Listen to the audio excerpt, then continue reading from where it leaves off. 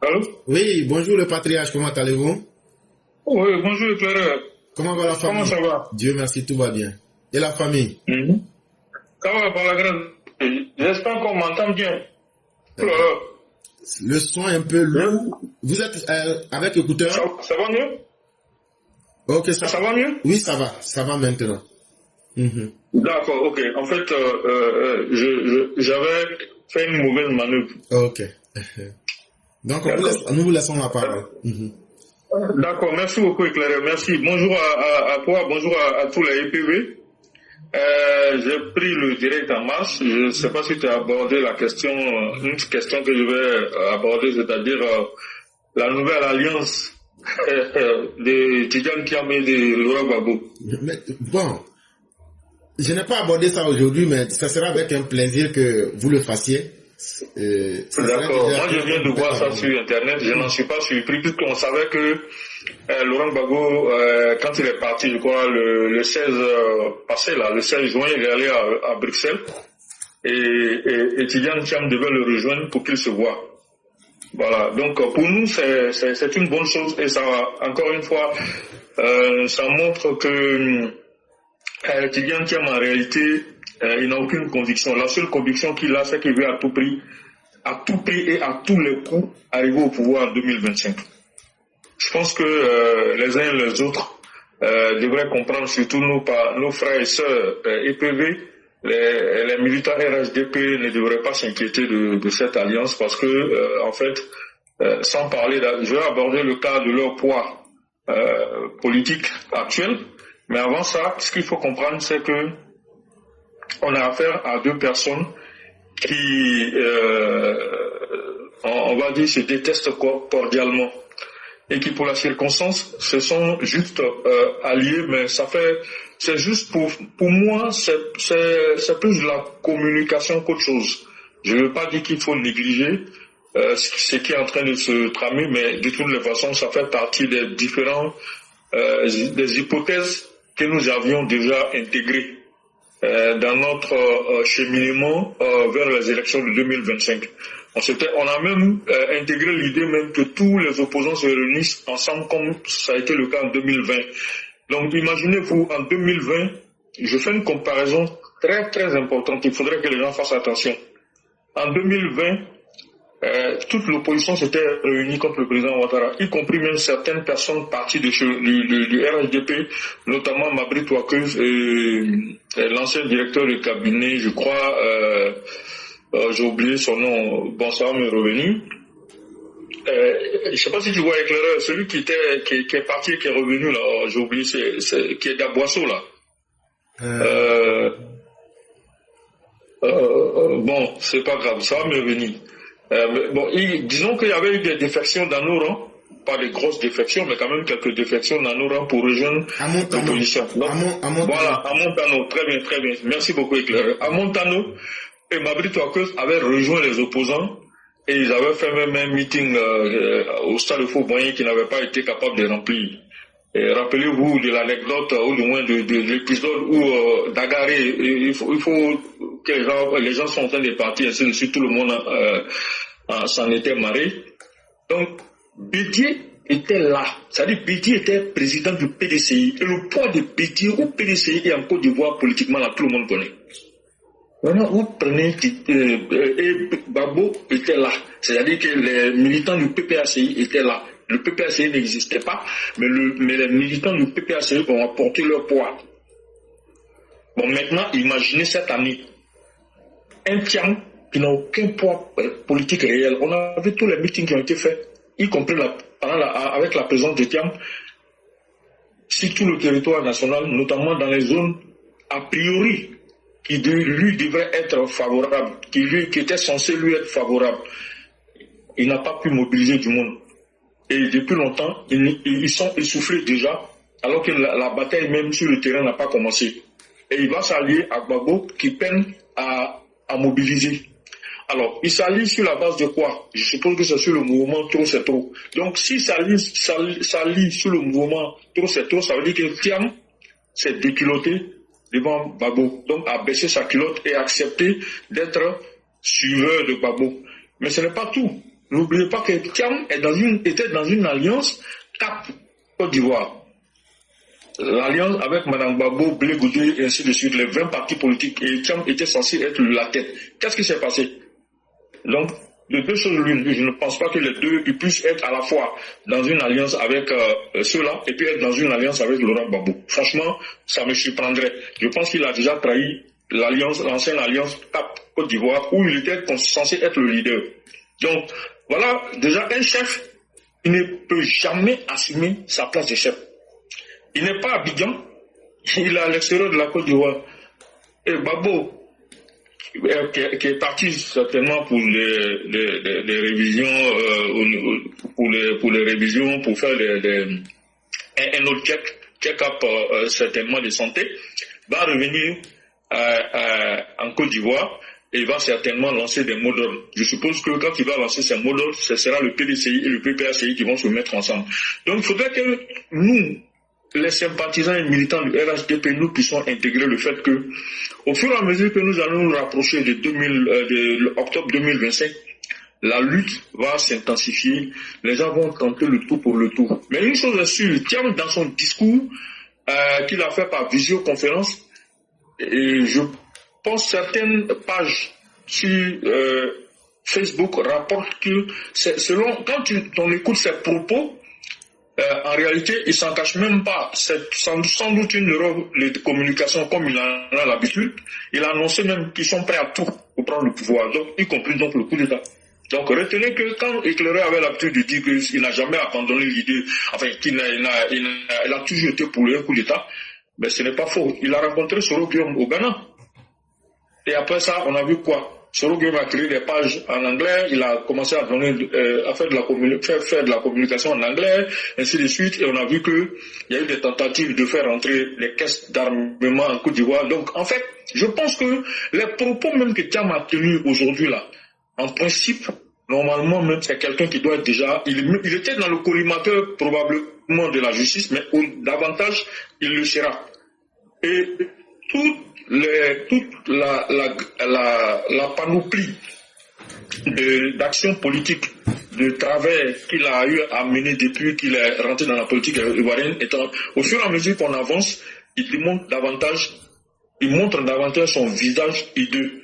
Il montre davantage qu'il n'est pas digne de confiance. Il montre davantage que c'est pas quelqu'un qui est fait pour la fonction de président de Côte d'Ivoire. Il peut être président ailleurs, il peut être président au Sénégal, il peut être président peut-être en France, mais il ne peut pas être président en Côte d'Ivoire.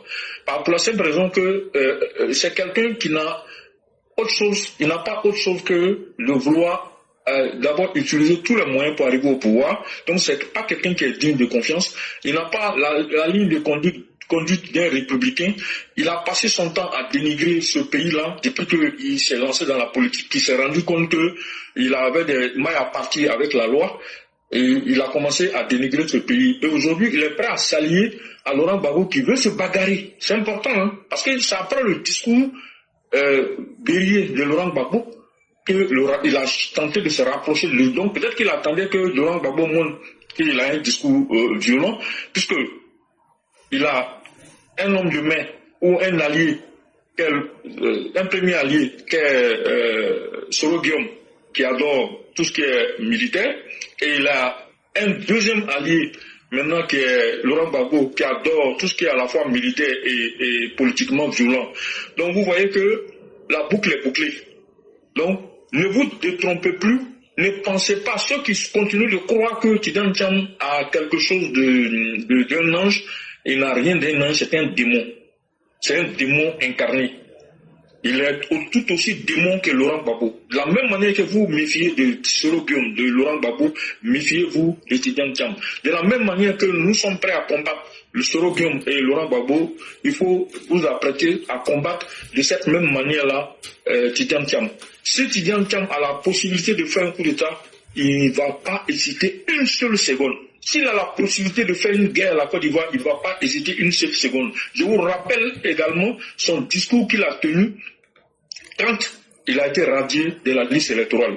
Il avait à l'époque dit que le fait que lui, sa candidature soit vilipendée ou qu'il a été écarté de la liste électorale, que l'Afrique pouvait en partie, que ça pouvait désorganiser ou créer des troubles en Afrique. Mais en fait, il ne parlait pas de l'Afrique, il parlait de la Côte d'Ivoire.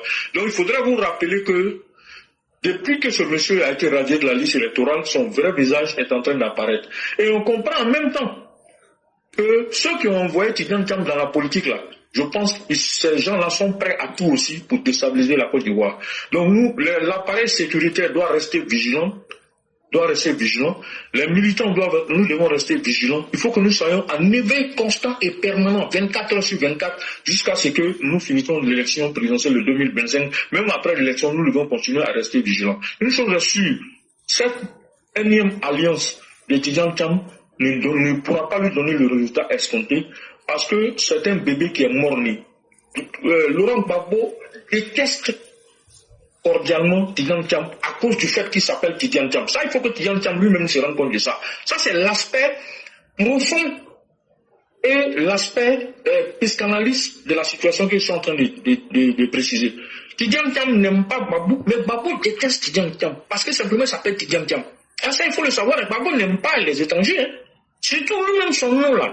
Gbagbo le déteste comme il se doit. Mais il a besoin de lui politiquement, puisque Gbagbo, il est prêt également à tout pour revenir au pouvoir, pour se venger. Donc, on a des gens qui sont remarqués. Tous ces opposants aujourd'hui sont tous dans une logique de violence, dans une logique de vengeance contre le président Ouattara.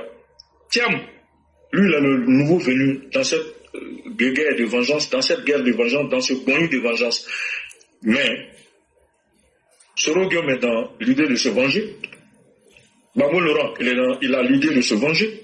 Et Thiam également veut se venger. Parce qu'il estime qu'il a été humilié, parce qu'on l'a radié de la liste électorale. Lui, Thiam, le petit-fils de Faux-Boigny, ne peut pas, d'après lui, hein, moi je sais qu'il n'est pas petit-fils de Faux-Boigny, soit dit en passant, il en veut, eux tous ils en veulent à la même personne. Mais comme a dit l'éclaireur, il ne va pas continuer à détester le président Ouattara. Je pense que c'est ça qui va faire que la baraka divine va continuer à augmenter. Toutes les mauvaises pensées et les mauvaises idées et les mauvaises pratiques ou encore les mauvais projets qui sont en train de concocter soi-disant dans l'ombre sont voués à l'échec et ils peuvent compter sur nous pour faire échec d'abord la population, également l'appareil sécuritaire ne va pas faire échec à ça, parce que ça c'est quelque chose qui avait été intégré dans notre logiciel de protection du pays. C'est important de le noter, j'avais voulu en parler rapidement, on pourra revenir dessus, surtout toi éclaireur, je sais que tu pourras approfondir quand on aura suffisamment d'éléments sur cette question-là, mais je tenais à rassurer rapidement les frères et sœurs avec lesquels nous marchons depuis un certain temps, les EPV en général, mais surtout les sympathisants du RHDP, nous devons rester concentrés sur la réunion importante, je dirais le congrès qui va se faire le samedi et dimanche. On doit rester concentré sur ça, ne pas se laisser distraire par cet événement-là qui n'est pour nous qu'un coup de pied dans l'eau. Et tout simplement, il faut pas, encore une fois, il faut qu'on reste vigilant et ne pas baisser la garde, même si nous sommes convaincus que nous sommes sur le droit chemin, le bon chemin, et que Dieu veillera toujours au grain. Voilà ce que je voulais dire rapidement sur ce point-là. C'est à cause de ça que j'avais voulu demander la parole. Merci, Claire. Vraiment, merci beaucoup, le patriarche. Là, vous sortez en tant qu'un éclaireur pour déjà avertir les militants, et c'est tellement important. Chers parents, le président même vous l'a dit, 2020 ne va plus se répéter en 2025. Ça veut dire, je connais déjà votre plan. Vous allez vous réunir pour éventrer la Côte d'Ivoire. Mais moi, ma parole de protéger les Ivoiriens, là. Moi, Alassane Ouattara, je vais rester digne. Et c'est sur ça que les Ivoiriens vont me juger. Et chers Ivoiriens, faites confiance au président. Si nous-mêmes qui ne sommes rien là, on vous dit déjà leur plan là, c'est que c'est déjà gâté. Ça, c'est un. De deux, nous, on a déjà prévu tous les scénarios possibles. Scénario du chaos, du pire. On a prévu tous les scénarios. Et nous sommes prêts.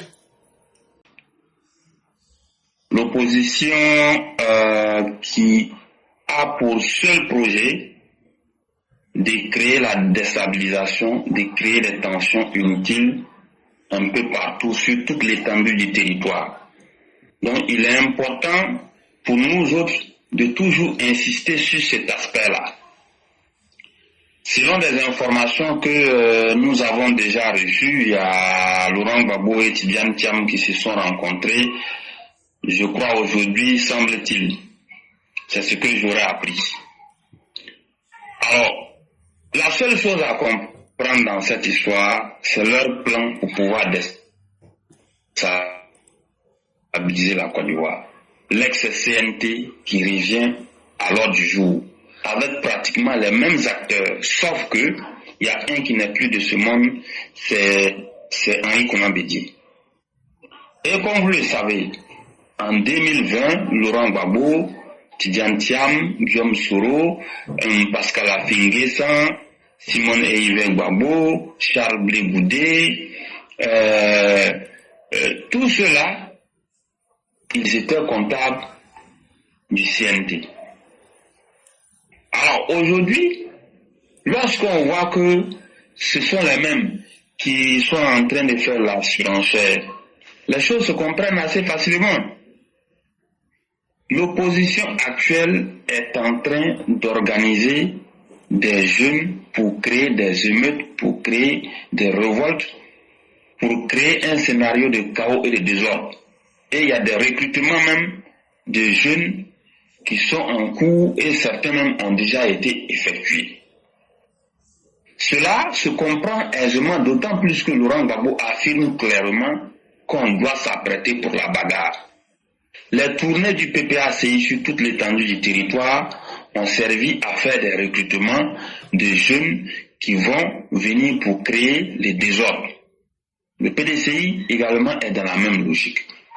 Sauf qu'ils vont étape par étape, comme je l'ai dit depuis hier. Dans un premier temps, ils testent leur système de mobilisation à travers des meetings, à travers des marches.